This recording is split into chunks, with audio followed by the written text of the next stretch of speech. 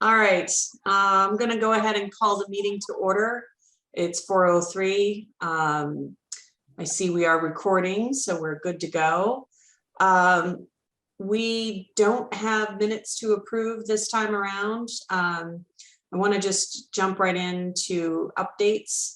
And as I'm sure most of you have heard, John Boynton, my co-chair, has had to step away from helping us in his leadership role with the Economic Vitality Committee because his businesses in Russia are rather entangled at the moment, and he needs to concentrate on that. So I'd like to officially thank him very much for his leadership and his incredible dedication to this group.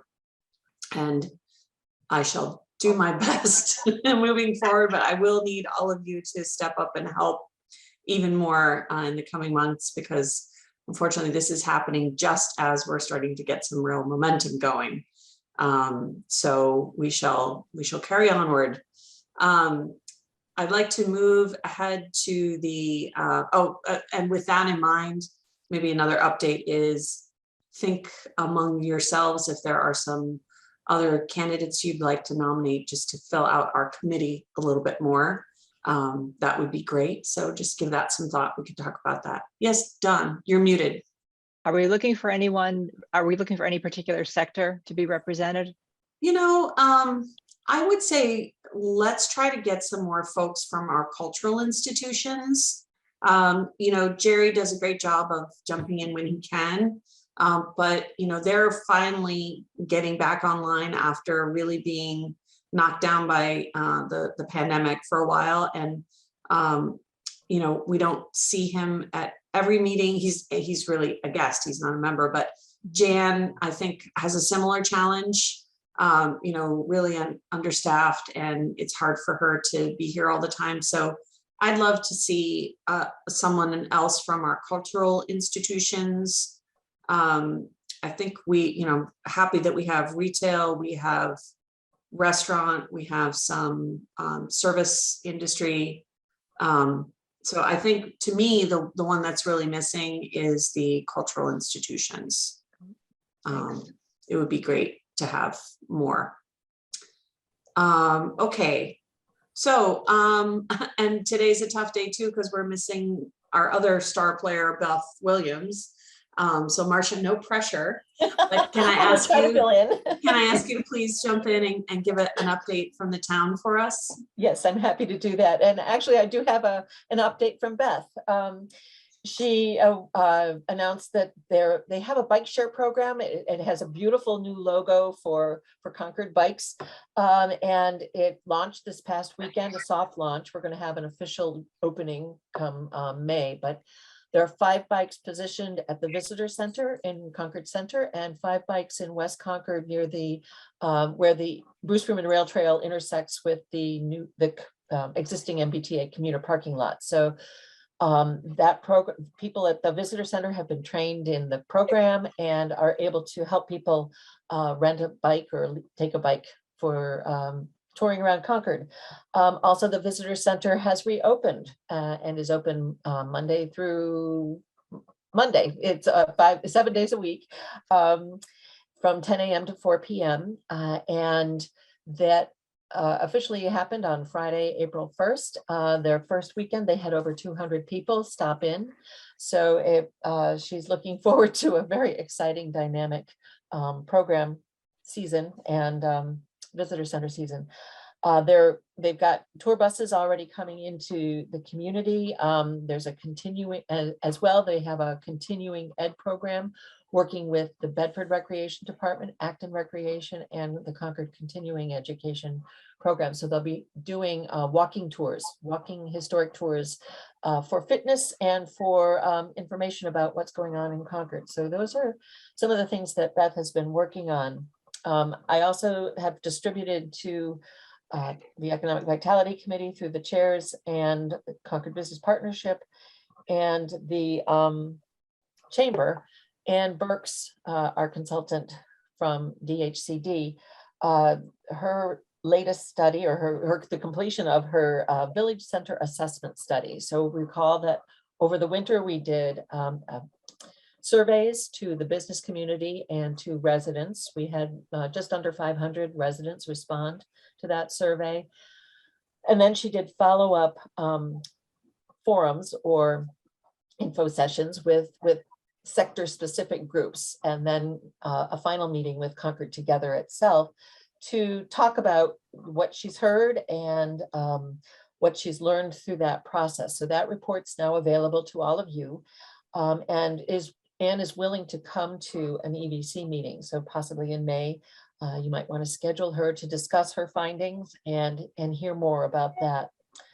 And then I just want to share with you that given the information that I've taken back from EDC meetings, chamber meetings, Concord Business Partnership meetings, my staff from the Department of Planning and Land Management have undertaken to prepare a guide for people who are interested in starting a food-related business in Concord, and for property owners that might help them. And so that draft is part of your agenda today. Town Planner Elizabeth Hughes and Public Health Inspector Gabrielle White are here today to share their draft with you and to ask what's missing, what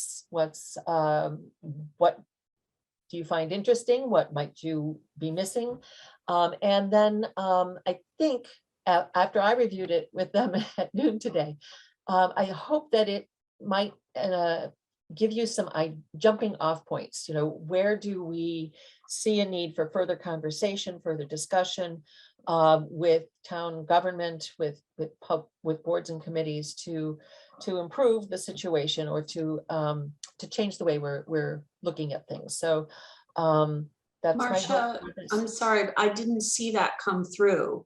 Oh, it's not attached on the agenda on the.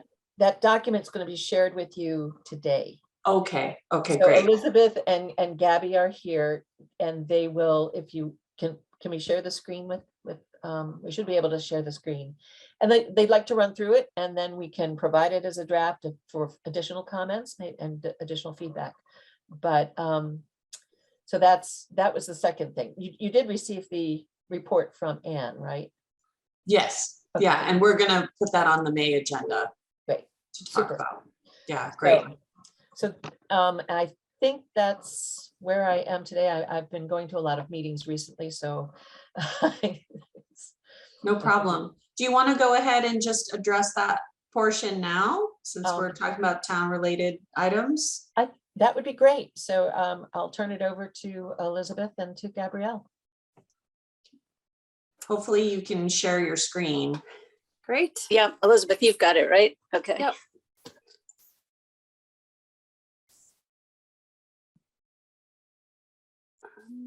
Hang on while I try and move this little thing. Okay. Hope everybody can see that, correct? Great. So Gabby and I have been, well, Gabby more than me, working really hard to put this together. And this is, I think, as just a background, all of us are involved when a new restaurant wants to come into town. And the issues we have found are some people don't come in and ask the questions until after they've signed a lease, and then they find out there's a lot of different steps and things that have to be thought of when you're even thinking about going into a space and whether that space is appropriate for what type of food service operation you have or restaurant. So we're specifically dealing with one challenging site right now. And so with Gabby starting off working with the building inspections staff, Ray Maddie, the building commissioner, and Paul Creedon, the local inspector, we put together an initial guide. It doesn't do a deep dive into everything, but we at least get people thinking about certain things and get the contacts that they need in this guide. So just starting off, if there we go. So what we're also hoping is that this guide will be on the various websites where people might go to visit when they are thinking about this and want to start off looking at a restaurant possibility, and then also taking this and making it something that somebody can, print and look at. But we're really trying to keep this as a dynamic document on the various town websites, and we'll show you why in a second. So just welcome to Concord. And this slide just goes through and gives you just a brief overview of what we hope this guide accomplishes for everybody. And Gabby came up with this wonderful slide as people think about their restaurant and where they might want to locate in Concord. There's really different unique characteristics, and there's different business districts and hubs that offer different flavors, I would say, of the community, from Concord Center to West Concord. And then starting with this is the first 9 things we could think of coming up for things, key items for people to consider when they're thinking about locating or opening up a new restaurant. And then we take these 9 items and break them down individually. So starting with zoning, this slide goes through all of these districts, business districts. Currently, a restaurant is permitted in each one of these districts. Somebody can go through, open up, and I'm not sure if it's gonna, do you see the map, or do you still see the slide program? Just the slide program? Slide. Okay. Yeah, slide. So what happens when you click on each one of those links is a static map is brought up that shows that particular district. With the help of our town's GIS analyst, Jill Muharan, she put together little static maps, and I can show you when we're done. What you can also do is there's a dynamic link when you click on the zoning map that takes you to the town's web GIS, where people can input individual addresses and look to see where they are, what district they're in. The second main key item, currently the town's zoning bylaw has a prohibition against fast food and fast food restaurants. This is something that the planning board will hopefully be addressing over the next year for an amendment for next town meeting, because there are many restaurants in town that have takeout type service. How this prohibition has been dealt with over the last, I'm gonna say, Marcia can correct me, at least 30 years since John Minty was the building commissioner, is a restaurant, if it has 12 seats, at least 12 seats, and 51% of the business is from sit-down meal service, then you're a restaurant. There may be takeout food option, but that there at least has to be 12 seats for it to be considered a restaurant. We felt this is very important for people to know up front, since there are many businesses, restaurant, food service establishments that just do takeout service and don't have any sit-down service. So as I said, we felt this is really important if somebody is thinking of coming into Concord. That applies to things like Bedford Farms and the ice cream stores and things like that as well. So Correct. They um, all have seats. You'll they notice all that have all some of the, measure of seats. Okay, thank you. And if I could add, this bylaw was promoted by the League of Women Voters back in either the early 80s or late 70s, before I even started working for the town, as a measure to limit trash and limit air pollution from cars idling, running in and running back out. So I think things have changed significantly since that time, and it's probably overdue to be revisited, but having the League of Women Voters will be really important to have as part of this conversation. Thank you. Next, we get into the whole conversation about parking and what's required for a restaurant with at least 12 seats, and thinking about the number of employees on the largest shift. But also when you have a mixed use site, many of the restaurants in town are part of a mixed use site that has other uses. So when somebody wants to start a restaurant in that type of building, there are many buildings in town where parking is just an issue. Doesn't matter what the use is.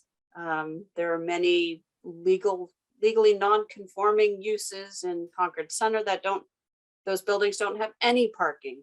So it's just something that we feel people who want to open a restaurant don't initially think about, and how parking from a town perspective weighs in on you starting a business and having that business in a building that has multiple uses.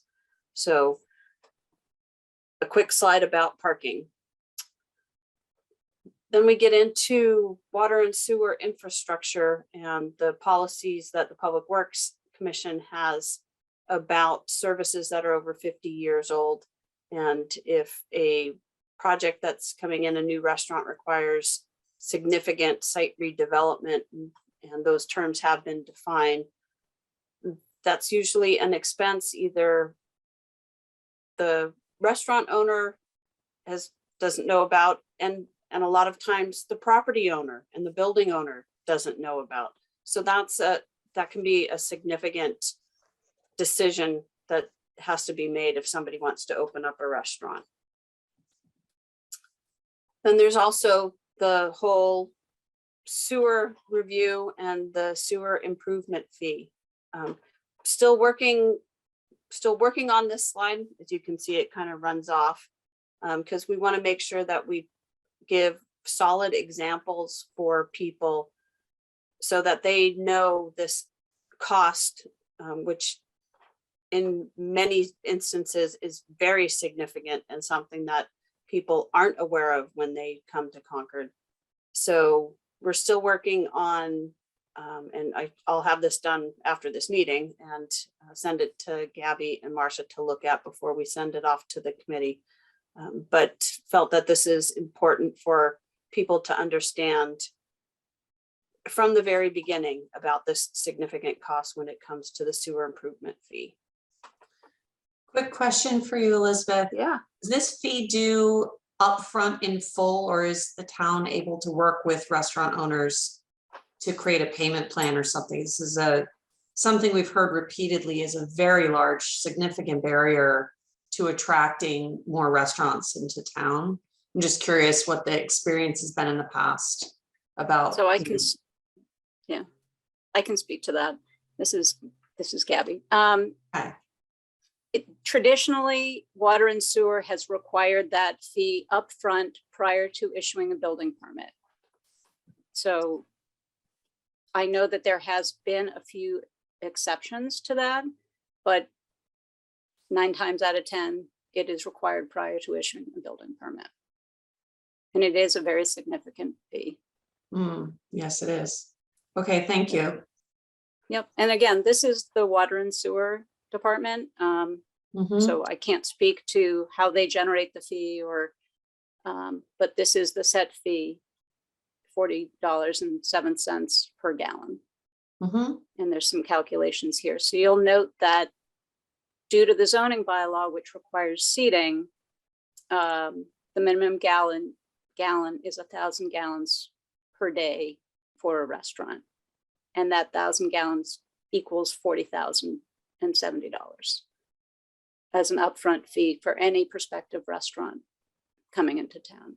And I'm pretty sure that does not happen in any other community. No, and I've heard multiple examples of potentially very attractive restaurants choosing other towns and specifically citing this as a barrier. So this is really interesting to understand. and to, potentially try to brainstorm some solutions for. So thank you for explaining that. And yeah. I think that conversation, while it's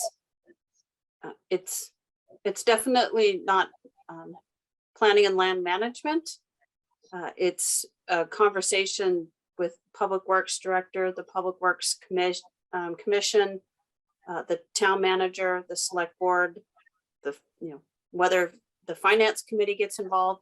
It's a conversation that I think a lot of people need to weigh in on, and along with this committee. And especially if we're thinking of getting rid of the fast food prohibition and seats aren't required, that can be a really significant way to spur economic growth and vitality. One thing to, I'm sorry, go ahead. Thanks, Gabby. So I know the Concord Business Partnership had a presentation by the Water and Sewer Department. And after listening to that presentation and seeing everything Concord is doing to bring the aging infrastructure into the next, generation and next generation, and it just seemed that the prices that they're charging are actually a bargain. And I stopped thinking that what we had to pay was, onerous. However, it does, mean that somebody who is really small and starting out and doesn't have the money might have to go elsewhere. So it's one of those things. But I think the town could do more in publicizing actually what they are doing to keep the water, water in Concord safe, because it was quite impressive. Deborah, you're right. I was there at that presentation as well. And I'm not necessarily advocating, a simple get rid of that. There's good reasons why these fees Yeah. are here. That's where my question was coming from around, is this an upfront cost? If Concord decides it's important to Concord to have a wider variety of restaurant availability, and perhaps we could explore ways to share some of the financing of this, perhaps and this is all just brainstorming, but this is an area where we could be creative about, perhaps we can allow the restaurant to pay for it over a few years. Maybe it's something that a low interest loan from the town could be made available some way, because you're right, Deborah, there could be someone who even understands the value of this, but cash flow is simply an issue. And then when you look additionally at the very high failure rate of new restaurants, it just tips that risk ratio up a bit much for some people. So you're absolutely right, Elizabeth. There are key players that need to be involved in this conversation from the economic vitality perspective.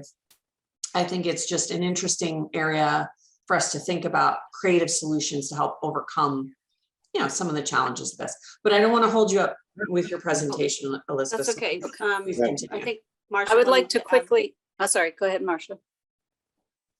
Well, I just wanted to add that I've had some preliminary conversations with Alan Cathcart, the Public Works Director, about this issue. And we already have in place, when it comes to affordable housing, a process for what somebody might need to do to seek a waiver from some of the requirements, or to seek a different process. And so I think that they would be open to that. It's just, we need to have that conversation on that larger forum that Elizabeth outlined. Thank you. Great, thank you. Okay. And I think, I'd if I like- remember that day, he did sort of leave the door open to that conversation too. He was very amenable to talking about this. I think Greg asked that exact question.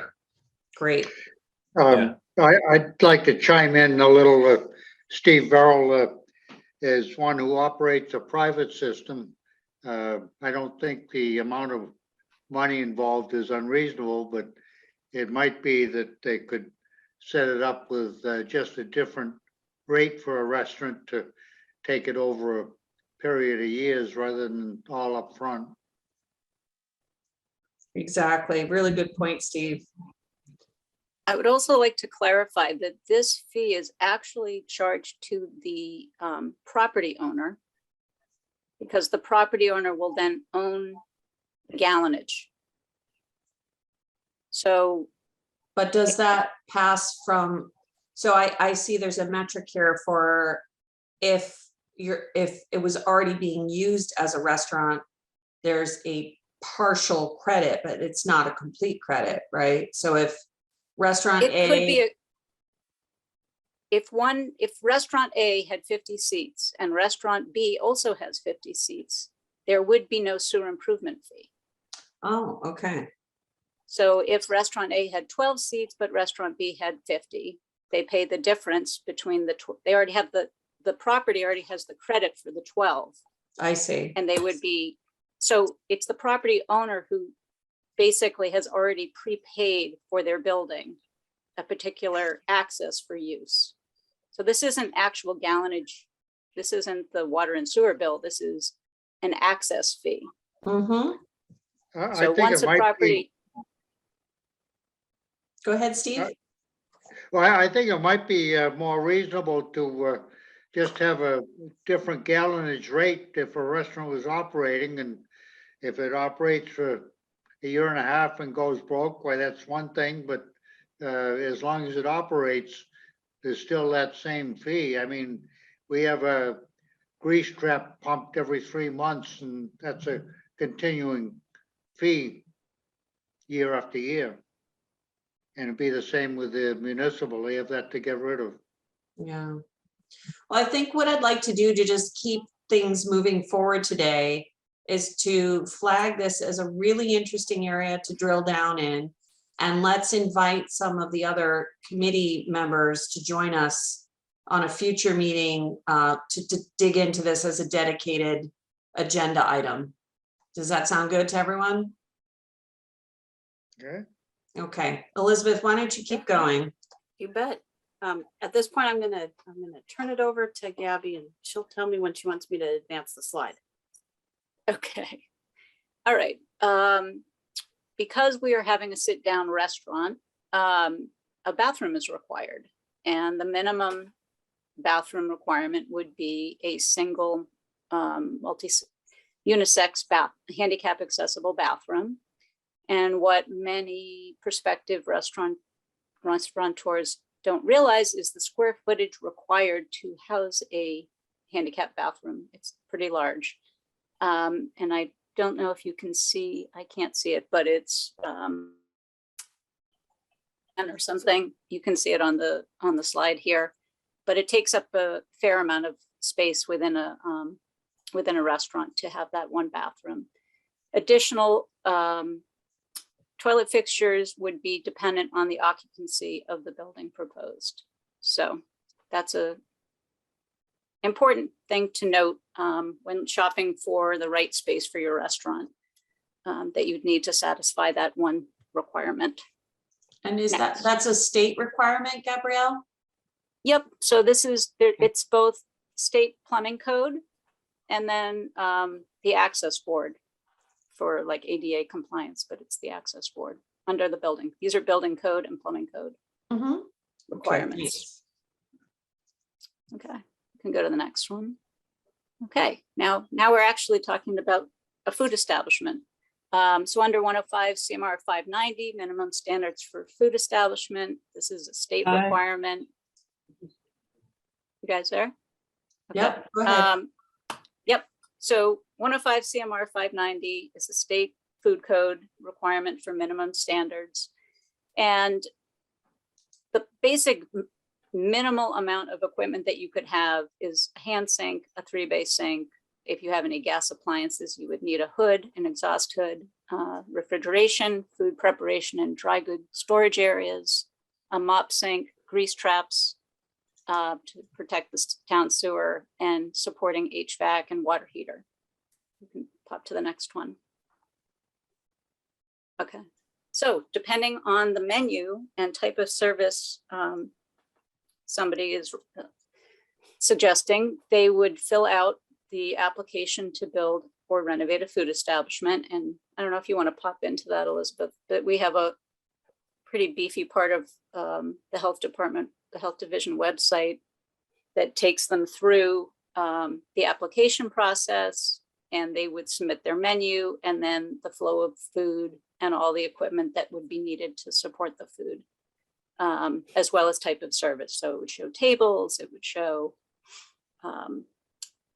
delivery and dumpster areas. I don't know, can you pop into any of those, Elizabeth? or not? I would have to stop sharing. Oh, okay, then and- that's okay. If any pop of you in are and out. interested, you can go on to the Health Division website and it will take you actually into the application process. It's probably a 5-page document, but you would submit rolled plan, full rolled plans for the build out, along with the menu, the cut sheets for all of the equipment.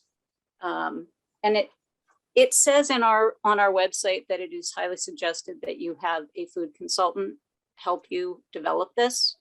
There have been people who were very knowledgeable and able to do it without one, but I would say that 98% of applicants really require a consultant to work with them to understand all of the code requirements. There are many.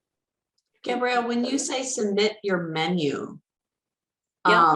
can you go a little more into that? Because restaurants change their menus all the time. Do you mean general buckets of what they would be serving or? Correct. Like, so if you were to look at Woods Hill Table. Mhm. So Woods Hill Table they make, or at least when they began, they made everything from scratch. So when they submit their menu, they're saying something like they would be making bread from scratch. They would be processing meat from like a half rack of beef. And so all of that is going to explain what kind of infrastructure they're going to need. Mhm. How, walk-in cooler, a cold meat room, a bakery specific area. I'm sure Deborah can speak to this because she just went through this. And, depending on how much you do on site versus something like the 99 that is getting food that's pre-made, pretty much pre-processed, and that they're more of a heat and serve restaurant. So that's how the menu plays in. And to what degree, and again, I'm asking these questions with an eye to kind of a step back from the code requirements and more the sort of town's ability to attract and retain businesses that we're interested in having here. So where you say it's often recommended to work with a food consultant, is there an opportunity potentially for the town to create a resource that could be more of an incentive to attract restaurants to come here? Some sort of consultant that could proactively go in and, without that being a cost center for a startup or new restaurant, to help them guide them through these codes and requirements. Is that something we've ever done? Not to my knowledge. Okay. This is very specific to a particular project, and Deborah worked, I don't know if Deborah would want to speak to this, but worked with a consultant. And basically it takes your dream state, all the things you desire, and puts it on paper to what logistically will be required to Mhm. execute your dream. It's very involved and I'm sure costly, but I don't know that the town has the means to do that. Okay. I Thank mean, we you. don't generally act as consultants Okay. in that way, in this specific kind of way. Okay. Thank you. You can keep going. This is really interesting. Okay. Okay. So this is really related to the site that you are choosing. It seems like trash and recycling is, how could this be a big deal? But when you need to site dumpsters and loading docks and places for, let's say, an 18-wheeler to drop off food on a daily basis, it's the responsibility of the property owner and the business to come up with a plan to accommodate all those things, and how many visits per week the food facility. So they could either get very large deliveries and pickups, which would require more space, either internally for, let's say, dry goods storage or refrigeration once or twice a week, or they could need, they have small accommodations and they would need daily pickup and daily drop off. So that really changes the exterior space for how they're going to accommodate this. And it also, you would look at, do they need to take up parking spaces? They can't, but is that where they're proposing it, or in a walkway? I don't know if many of you look at Cafe Nero, but Cafe Nero didn't own any property outside of their building envelope. And so there's a teeny tiny alleyway next to the building, and that is where their trash is, because that is the only option for their trash. So something that needs to be considered for every site.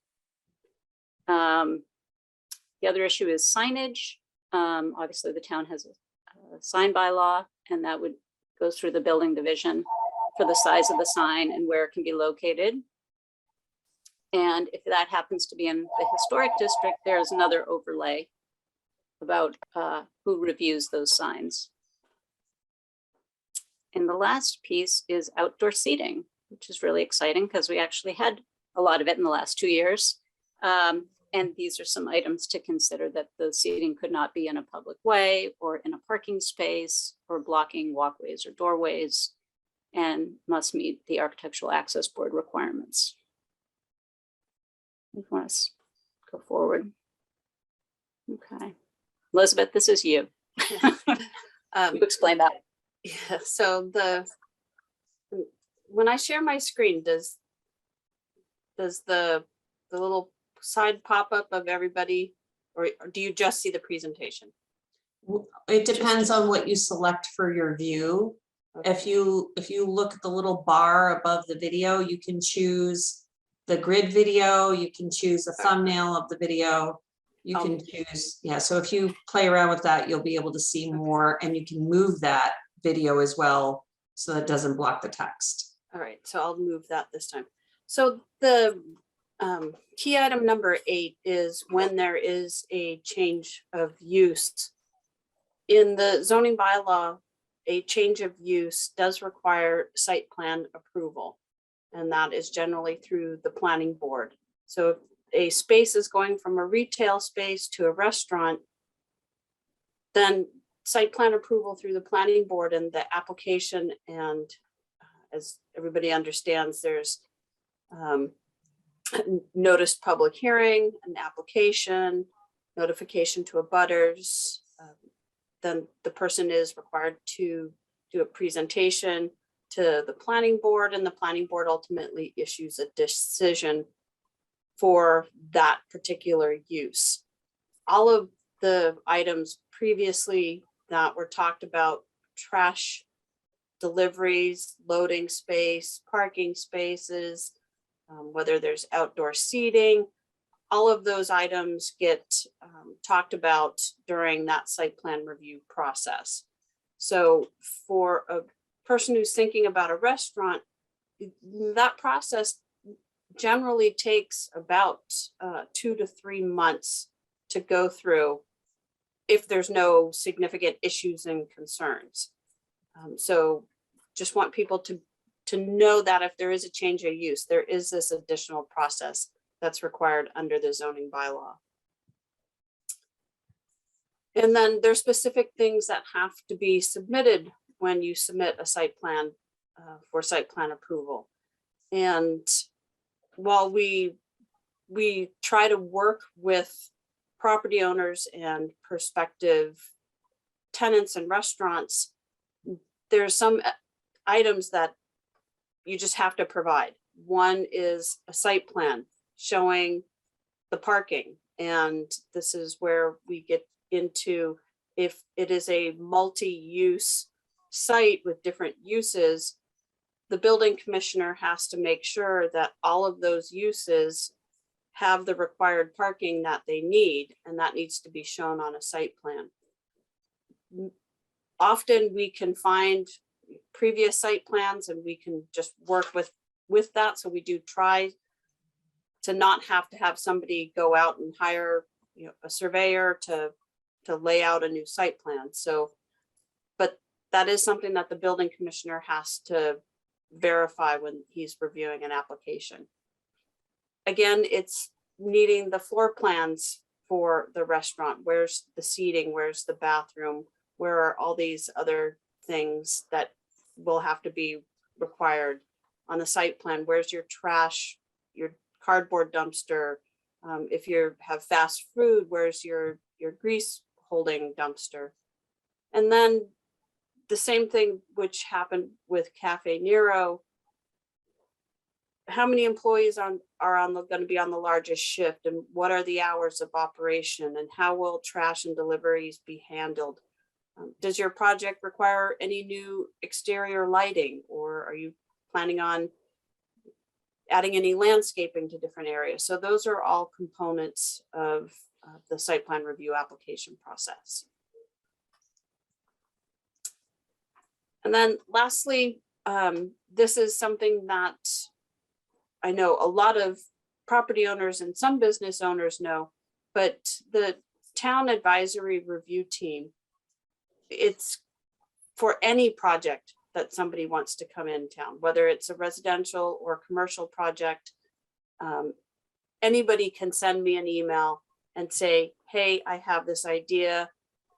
If it's a larger type project, or in this case, a new restaurant that has all of these different things to think about, we will meet with anybody, and all of us come together and sit down. And for the past 2 years by Zoom, have the person talk about their idea, talk about their business, what it is that they're thinking of doing.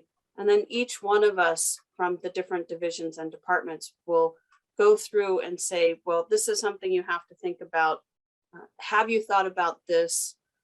This is something you're going to have to provide. Here's how we think you can go about and get that information, and just make it known that town staff will meet with anybody before they start signing a lease or hiring architects or engineers, and just have that initial conversation as you get started.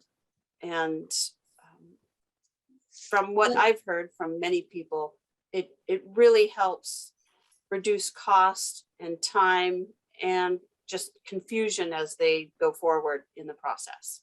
Elizabeth, do you have any feel for the number of businesses that take advantage of this team? And on the other side of meeting with the town advisory review team, what roughly % of businesses move ahead with Concord versus those who either change their mind or move elsewhere? From an overall perspective, and it's not just commercial projects, it's also like planned residential development projects and other types of residential projects, subdivisions, or the Concord Country Club had a full town staff review meeting for their irrigation pond before they started. So I would say primarily, I'm going to say at least,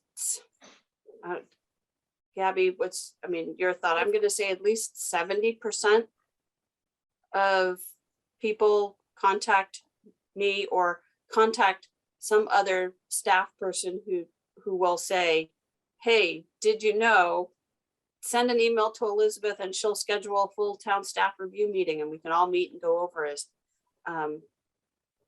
I would say probably 70%.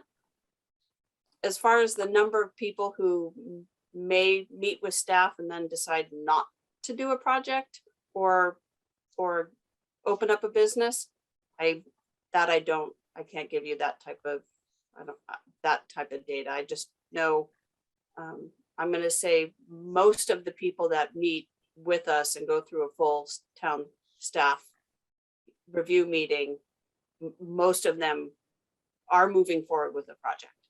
Do you feel like this is a resource that we could collectively do a better job of letting people know exists, as we are developing sort of public relations, forward-looking materials with prospective businesses? Or do you- I would, yeah, I would absolutely agree. When developing this, my thought was this could go to property owners and realtors. Because every restaurateur that I've dealt with directly and that has gone through this process have all come to fruition, except for one, because they found out the site they were looking at was a 21 East site, and the cleanup, environmental cleanup was the issue, not anything to do with the restaurant. Hmm, But I think there are many places that may choose a site, find out that there is many more steps to take than they had initially thought, and may go away before they ever meet with this group hmm. to discuss how to proceed through it. But they just hear there's a sewer improvement fee, or they hear that they have to have seating, and then they disappear. So I couldn't tell you how many of those there are, because that would probably happen from the property owner perspective. Somebody that may have been interested in a site and then moved on to another town, or Mhm. And Jennifer, if I could interject here, the advantage of having this available now on the website, I think would present this information and make it available for many more people. Frequently, property owners don't realize what is involved when thinking about having a food establishment or restaurant come into their building. And we ran into that with the redevelopment at Brookside Square. You know, they thought, oh, well, we'll just put a restaurant in. Well, they didn't think through air handling, refrigeration, deliveries, and so forth. So when it came time and they wanted to put somebody in there, it was going to cause a major retrofit that they had not anticipated. And so we really have to think through and ask property owners as they're developing a site or building a building, if you're ever going to think about this, now is the time to do it. So I think having this kind of information available on the website and being promoted will help in that area. Great. Sorry, I may have missed it, but where and how do people know about this advisory team? Outside, maybe, is that just being included for the first time in this presentation? That's going to be on the website, or is this something that is currently accessible? Ramona, it currently exists. It's just we don't advertise it, and it's not readily available. So because so many people come in at different points, some people talk to health, some people talk to planning, some people talk to zoning, some people go to the town manager's office. So what we're trying to do is get everybody to say, go to Elizabeth, she will organize this for you. And the reason that I think Gabby and Elizabeth have put this together is this something that you would find beneficial and helpful? And we want to make this better. We want to improve the situation. And so at the last meeting, we talked about, we have the permitting guide, and somebody said, well, this is for X. We don't have anything that talks about the short term. And so this is what we're thinking about. And we want your feedback on this. Is this helpful? Is this useful as a business owner, as a property owner? Great, thank you for that clarification. I don't know if that was a rhetorical question or if you're actually asking for my opinion, but I'm happy to provide that as well at the end if necessary. I want to be mindful of the time. It's 10 to 5, so So and I'm not the- sure how much more there is. Oh, no, the last few pages are just a quick overview of each of the divisions, where they're located, their website address, and then just the thank you. And That's great. And is that's this it. something that you'll be able to circulate to the committee, or? Yes, Great, because there's a lot of really good information in here. Thank you very much for, I know this is an ongoing work, but it's really great. Well, to it's almost there. It's Yeah. really close. So you should probably see it in the next day or so. Great. And then if people just want to, send Gabby and I an email with their thoughts or suggestions, or Great.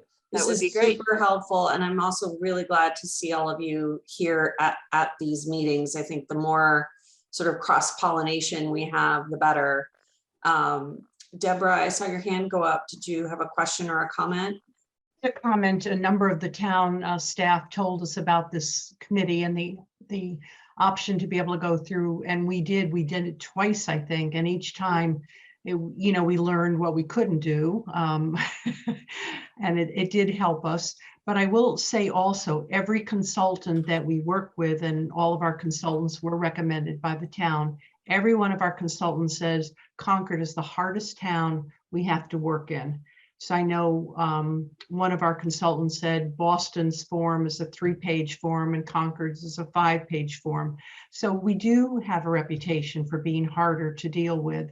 And I think that working together, perhaps we could simplify without detriment to public health. I know that our submission, Gabi knows this, our submission was over 400 pages, and we had to do it 3 different times, because it wasn't complete. But that's a hell of a lot of paperwork to be providing. So I'd like to see if we could make it simpler in some way for the people coming down the pike. And I think it's also important for this committee to, of course, consider, I think you've got a great start with the permitting boards and the resources that one needs to go through the sort of infrastructure. But I think in order to be successful in attracting and retaining a wider range of restaurants, we need to integrate that together with what are town incentives, what are marketing, public relations, how can we help integrate people with Chamber of Commerce, with Concord Together, some of these other resources, so that it becomes a package of both the guidelines you have to comply with in order, to open, but then also what are the goodies that the town can offer and helping to support you. So that's why I was asking some of those questions around, are there spots where the town itself can help with that download of information and help people navigate a successful outcome.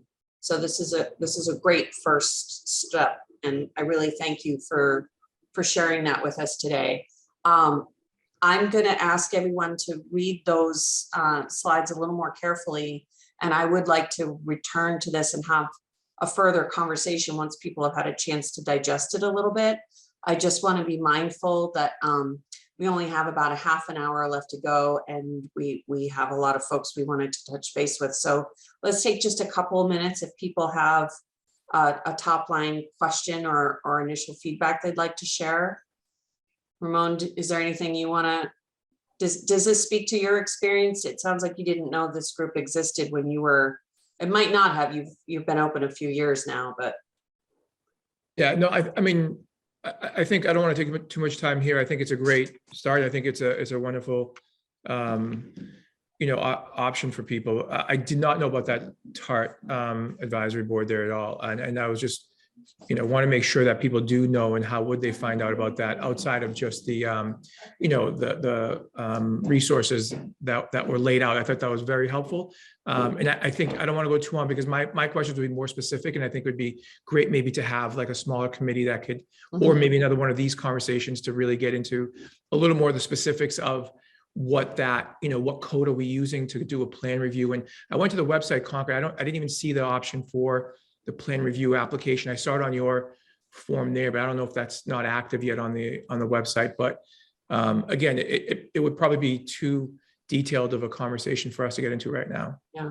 All right, well, we'll make sure to put this as a dedicated agenda item in the next month, or next 1 or 2 meetings, once people have had a chance to review more carefully. And really want to thank you both, Gabrielle and Elizabeth, for being here to share this great work. Thank you. Marcia, thanks for letting us know about it and making sure it got on the agenda.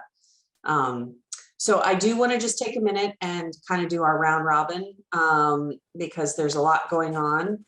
Patriots Day is around the corner. And so I'm sure we can expect to see a large influx of visitors. And I know that, again, Beth isn't here, but Marcia, are there any new updates on town activities around Patriots Day that we should know about?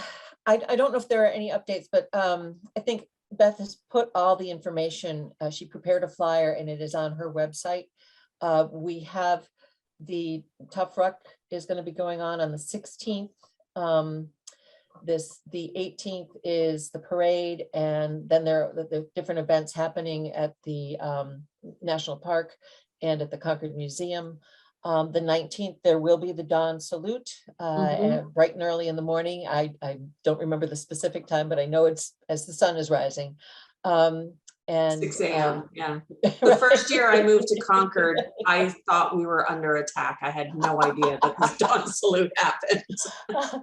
And I think on the 9th, this weekend, is the Miriam's Corner exercises. So that is happening. I think that they're going to require parking on hard surfaces, not on the fields. And so getting a parking space is going to be really challenging, and if you can find alternative transportation, that's important. So that's all that I know. The streets are going to close at 8:30 in the morning for the parade. I believe the parade kicks off at 9:30. And they limit how people can get into town. So, and then the streets will reopen around 11:30 for those businesses that want to be aware of what's happening. Great, thank you. Anything else about Patriots Day that people want to talk about or share? I think it's going to be a real indicator of what kind of a season we're going to have this year.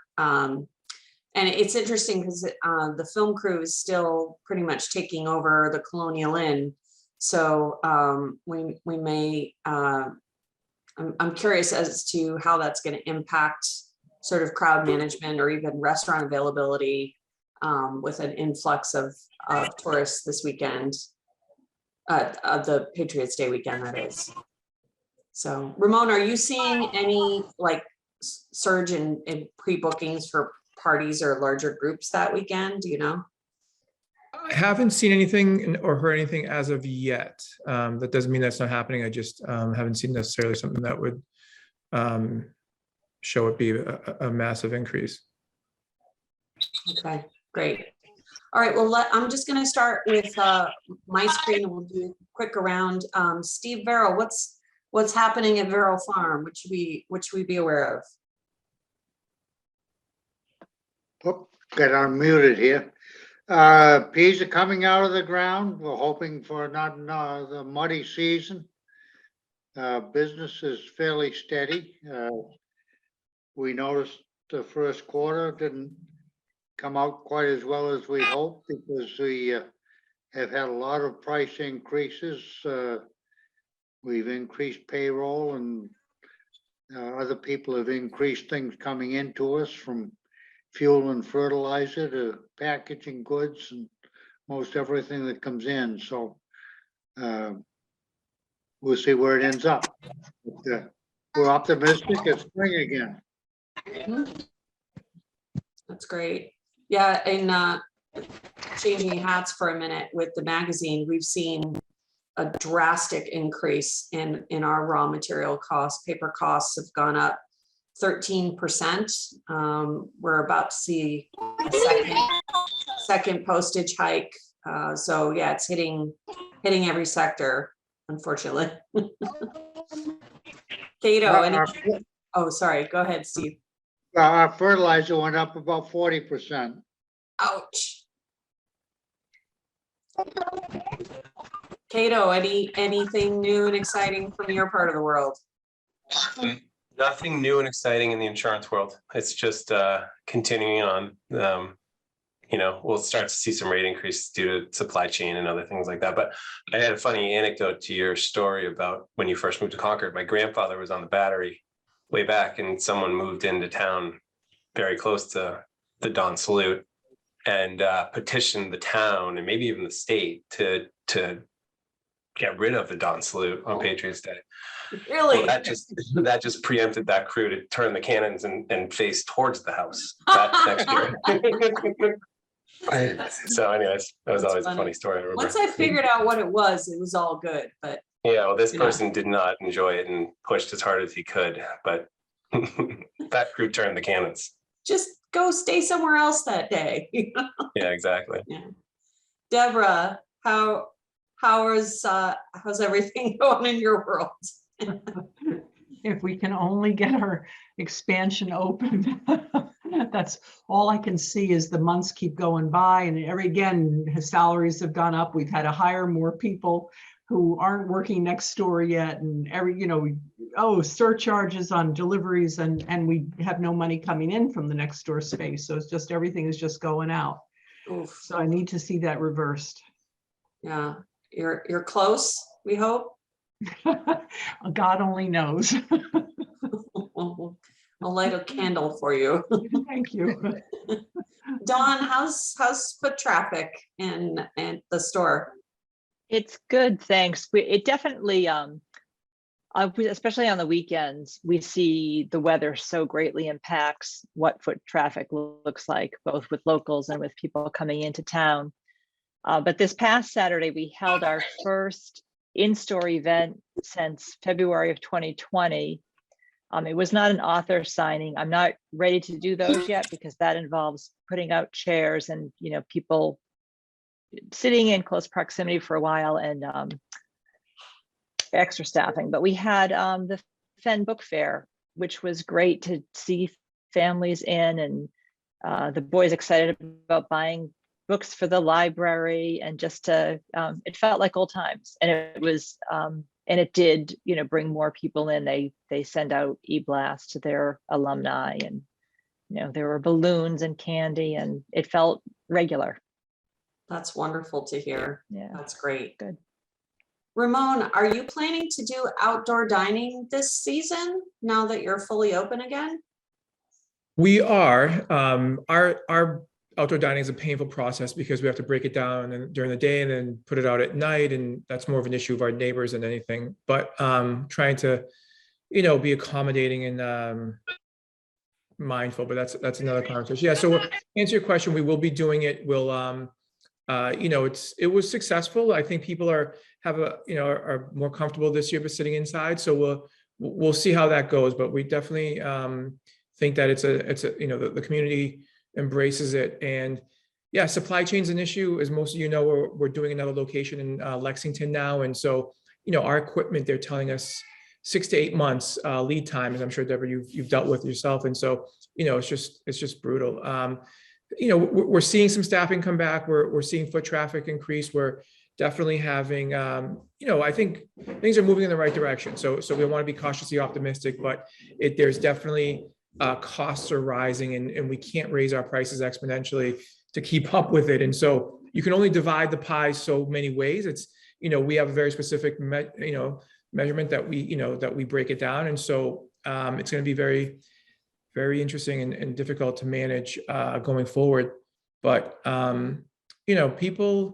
people seem in good spirits. People are happy to be out. So we're definitely, moving in the right direction. That's great. Jen McGonigal, I just want to take a minute to say happy birthday. It's the 5-year anniversary of the opening of Joy Street. And Thank you. she's still standing. I know. I think I told you when I saw you recently, when I asked my husband, who's taken on a lot of the childcare, when I asked him, does it feel like 5 years, honey? He goes, at least 10. So thank you so much. I actually am ringing out a customer, so I don't have much time and I don't really have much to report, but my goodness, we made it 5 years and through a pandemic. So I'm grateful. That's great. And you're seeing foot traffic in West Concord picking up again? It's been very up and down. I think weather and I don't know, it's been feels very weird to me. But I don't know why. I can't really put a finger on it, but it's been weird. Sometimes great, sometimes not. Does anyone know, so there was a really interesting West Concord tour that the town did last year. Is that an ongoing tour, do we know? Or is that something that comes and goes? Starting again and on May 21st, I think, or thereabouts. I think, yeah. Maybe that will help. Yeah. Part of it is on request as well. I don't think it's a regularly scheduled thing. So they try to bring it into play when there's something going on in West Concord. Can I say something about the tour, which is really wonderful? I think Victor does an absolutely phenomenal job. But the interesting thing was, with the exception of one tour, and they were about 2 a week, everybody who came in those tours were citizens of Concord. It was so interesting. You know, that speaks a lot, though, I think, to our local residents. I've gone on most of the tours myself. I find them really fascinating. If I have out-of-town guests, I'll always bring them on some sort of tour. And I think, you know, they did a really good job of promoting the tour in social media, in the magazine, et cetera. So I think a lot of people were intrigued to see what it was, because it was the first time that the town had really put a spotlight on West Concord with an official tour. So I'll be curious to see when it starts up again in May, if we see more visitors coming. Mark, I think you're the last of our Mohegans here. What would you like to give us an update on what's happening in your world? Mark might not be at his phone at the moment, so okay. I guess I'd like to open it up to public commentary. If I see we still have Gabrielle and Mary with us. Is there anything you'd like to share or ask the committee while we're here? And Jen's here too. Jen Clark is here as well. Hi, Jen. I'm just here to listen. Thank you very much. Okay, great. All I just right. want to say quickly just how interesting this morning's meeting was. And I think Yes. it's exactly what we've been talking about on this committee since the beginning and at the partnership for years.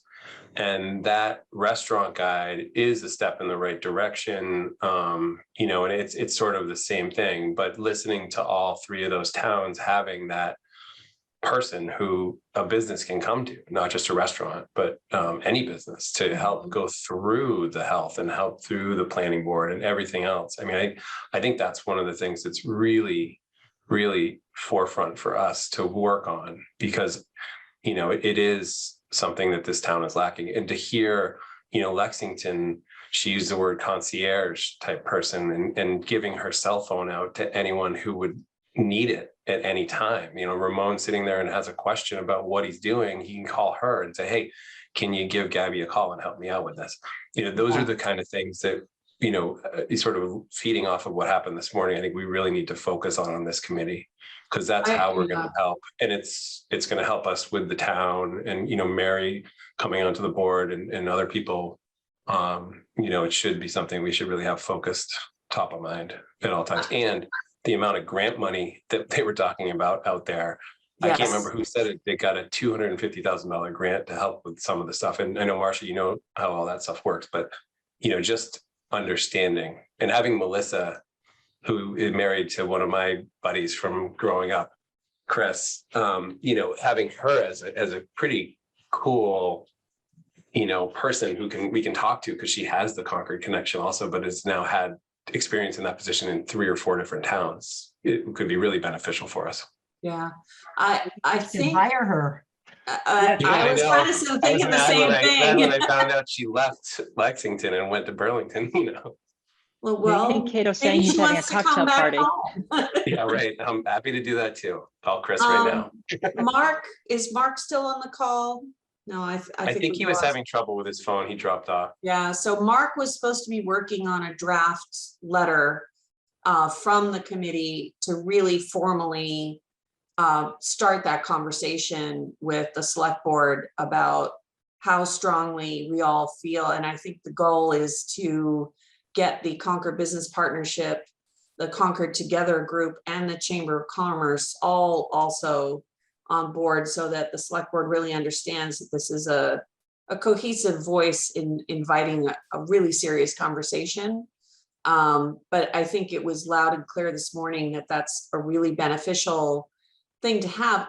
Something else that really struck me that I think this committee could start working on is how they were using data-driven metrics to demonstrate the direct value, the return on investment of having an economic development person or department.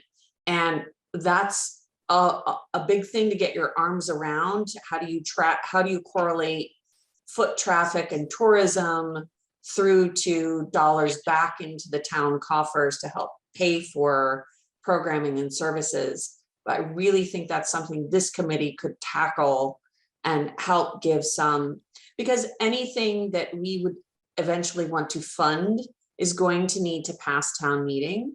And so if we can demonstrate a direct return on investment beyond the feel-good thing of having a vibrant downtown, I think that could be very helpful. So Marcia, maybe we could start talking about how we do that. But first, Jen, then Mary. Go ahead, Jen. Yeah, no, I just wanted to say, appreciated that so many of you attended this morning. And I think one of the successes was, even before our folks spoke, was sort of the diversity of thought in the room. So the EVC was there. We had 3 members of the select board, although Susan Bates wanted to join but was not feeling well.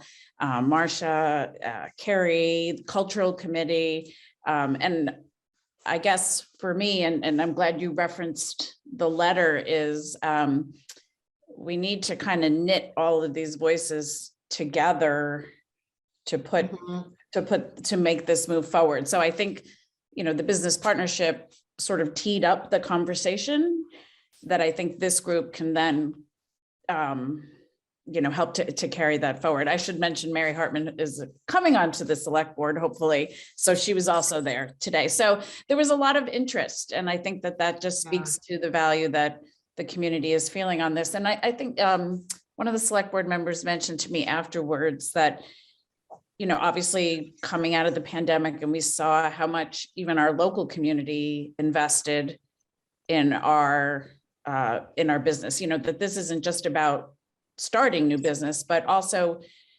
residents. The 2 comments actually that I want to make. One was, I thought Jeff from Bedford was very interesting as he was talking about workforce and talent and his role in that, particularly, I'll use an example, say 5,000 people get in their cars to go travel from Concord to offices, and now 2,000 of them are not.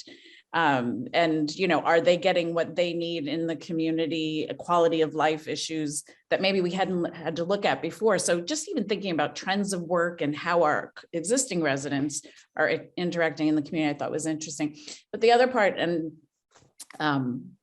the select board member said was, change is really hard. And we've had a lot of change, obviously, at the townhouse. We know that Marcia's going to be retiring, but this is also, it's a ripe time to have these conversations, and we can embrace the change also. So, I hope it's collaborative, and I would hope that this group could really carry the torch forward on these kinds of conversations. So Just a quick little side note, and then Mary, you're up next. The Concord Together group met last week. And that was that volunteer citizen group that jumped in during COVID and really drove, they raised $250,000 in grant money that, with a partnership with the Concord Carlisle Community Chest, was given out to more than 50 businesses to help them weather the storm. They did a huge PR campaign around shop local. They did the summer solstice program. They did, all kinds of awareness campaigns. And when COVID sort of made its way to the rearview mirror and the chamber got up and running, Concord Together went dormant, but then several members of that volunteer group asked that it be revived, even if it's quarterly. And I think everyone agreed that that's a really great sort of neutral space where government bodies like this one can get together with business organizations like the Concord Business Partnership and nonprofits like the Chamber of Commerce to come together and have these interactive, collaborative conversations. EVC should absolutely be very strongly involved, but as a government organization that is governed by open meeting law, et cetera, we can't move quite as quickly as some other groups might be able to. So that's just something to keep in mind. I would encourage anyone that wants to attend one of those meetings to do so. Mary, you had a question. I do. I have a comment, actually. I think that the idea of bringing in some type of economic development director has really got momentum. And I don't think that putting together what you call, Jen, like an ROI showing the economic benefit, I think that's a pretty straightforward process, especially if we start out small, which is what I heard this morning, that we would start out small and grow as we needed it. But I think it has momentum. It wouldn't require town meeting approval. It would really just be something that would be embedded in the town's budget. So great. it doesn't have that big of a hurdle. It's really the town manager who needs to be, who is already thinking about how do I integrate that into my organizational chart. So that's the good news. I'm a strong advocate. I just want to remind you that the election is next Tuesday. So vote. Thank you. That's actually great to hear, because some of the feedback I've had is that some people don't understand in the select committee board that the value of that position. And so I think it's extremely important that they have a relationship with the town manager, because I've seen it in other towns where that position has not been as direct, and they have not been able to do their job because of maybe some potential resistance. I don't know to get into that, but like I think that person to really do their job is, and to your point, to be in the org chart in the right place, Right. so that they may have a meaningful impact, Right. is a game changer. And just from my experience, as I've addressed a couple of times,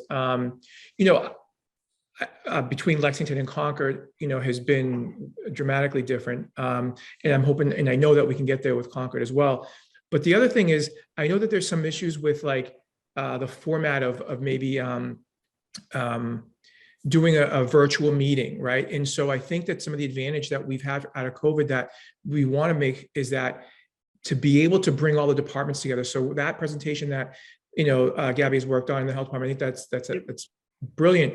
But to be able to have a virtual meeting for 30 minutes with all the heads of the departments and a potential restaurateur is huge. And that's what I experienced, which was like, you can answer all your, like, just having that guidance and having that form might not have been able, it would have been happening if it had to be in person, right? Everybody schedules and getting everybody in the same place, but doing it virtually. And I find that somewhere along the line, there's maybe some issue with doing it potentially, but maybe not in this other format. But I think that we, if nothing else, what good can come out of COVID is being able to use technology to help, just like it has with the application process going online. Really good point. Does anybody else have any comments or questions for today? All right, so I just want just as sort of an administrative wrap up. If you've not had a chance to reach out to John and wish him well with his struggles with his company in Russia, please do so. We're extremely grateful for all of his really hard work in helping to get this committee up and running. We shall carry the torch onward. Many hands make light work. And so, but do think, if you can, about maybe 1 or 2 additional members who might be able to join this group and help round it out. And we'll take that up next time. So with that, may I have a motion to adjourn from someone? No, you don't want to stay? Okay, done. Motion have a to second? adjourn.